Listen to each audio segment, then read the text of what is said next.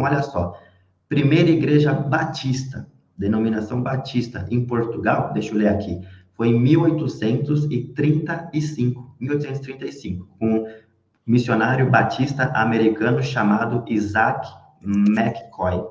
A primeira igreja presbiteriana em Portugal foi em 1843, quase metade do século XVIII, foi pelo missionário escocês chamado James Mitchell. A primeira igreja metodista em Portugal foi em 1813. Então, essa foi a primeira entre as batistas, presbiterianas.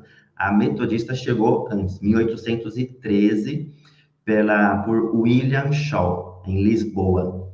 E também a igreja anglicana foi em meados também de 1800. A igreja pentecostal, não se sabe qual foi a data exata, mas se sabe que as primeiras igrejas pentecostais em Portugal, elas foram fundadas a partir de missionários americanos pentecostais, e aí não tem documentos que registram claro, especificamente, a data, mas foi de missionários americanos pentecostais que vieram para Portugal. Então, a gente vê, Francisco, se você quiser também continuar esse ponto para a gente finalizar, essa liberdade religiosa só em meados de 1800, e isso influencia muito como é o protestantismo hoje em Portugal, né? É recente, assim, se é que podemos dizer, né? Comparado com os outros países da Europa. Exatamente. Ele passa por esse processo que a gente comentou, e eu falei isso no início, né? Essa demora em haver aqui alguma estabilização e alguma atuação do movimento evangélico, do movimento protestante, reflete nos dias de hoje.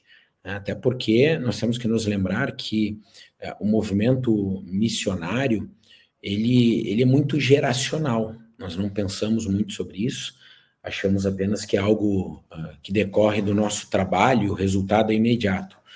E não é.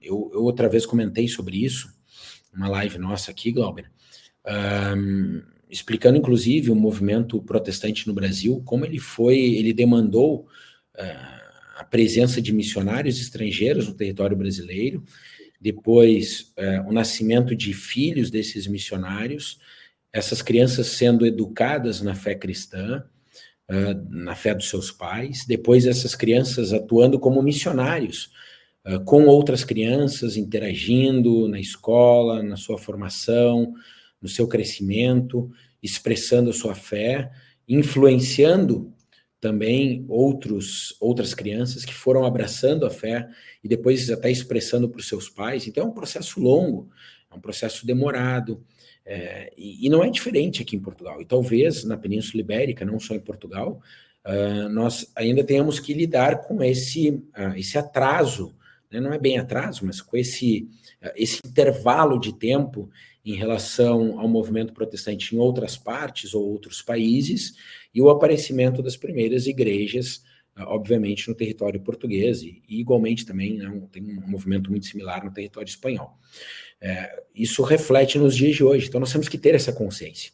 Muitas vezes o missionário fica frustrado aqui na Europa e aqui na Península Ibérica, porque não vê resultados imediatos, os resultados são lentos, e sim, são lentos e serão sempre lentos, porque a história nos ensina sobre o nosso presente. Voltamos à fala introdutória, né? Aquilo que nós vivemos hoje tem muita influência do passado, de eventos, de ocorrências, de decisões, de protagonismos de líderes, de políticos, de religiosos, de teólogos. As coisas se combinam e elas vão provocando efeitos de longo prazo. Então, hoje nós temos esse desafio aqui em Portugal porque contamos com uma expressão, o território em si conta com uma expressão da fé protestante tardia em relação ao que ocorreu em outros lugares. E nós estamos, né, desenvolvendo um trabalho também tardiamente nesse território. Talvez pudesse ter havido aqui a presença de missionários muito tempo antes, 200 anos, 250 anos antes. E talvez o cenário seria diferente hoje. Como não teve, então nós também estamos desbravando muita coisa hoje, e apesar de haver desafios, nós encontramos também oportunidades, né? oportunidades para servir e oportunidades para pregar o evangelho a regiões não alcançadas aqui em Portugal.